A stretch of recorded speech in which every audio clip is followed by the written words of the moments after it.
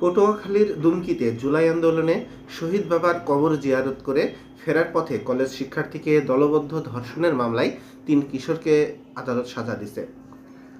গত বুধবার বেলা ১১টার দিকে পটুয়াখালী নারী ও শিশু নির্যাতন দমন ট্রাইব্যুনালের বিচারক নীলুফার শিরিন এই রায় দেয়।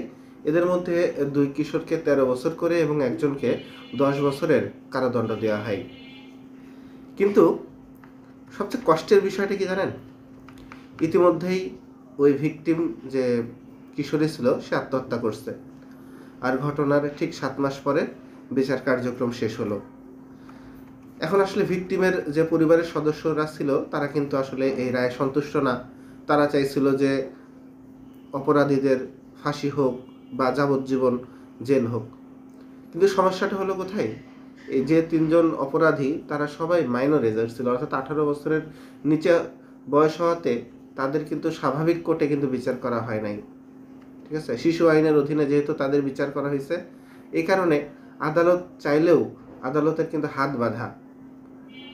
অতএব অপরাধ তো যদিও মৃত্যুদণ্ড প্রাপ্ত হওয়ার জন্য যথেষ্ট ছিল যে অপরাধ করছে, তারপরেও আদালত কিন্তু মানে আইনের যে মারপ্যাচ, যে কারণে তার আটকায় পড়ে গেছে এবং সে কারণে সত্যি যাবজ্জীবন জেলও দিতে পারে নাই, ফাঁসিও দিতে পারে নাই। বিষয়টা খুবই দুঃখজনক। যাক, ওই কিশোরী মেয়েটার জন্য আমাদের সবার সহানুভূতি থাকলেও তার আত্মার মাগফিরাত কামনা করতেছি আমরা সবাই। আল্লাহ তাআলা যেন ওই পারে বোনটাকে ভালো রাখে। সবাই ভালো থাকবেন, সুস্থ থাকবেন।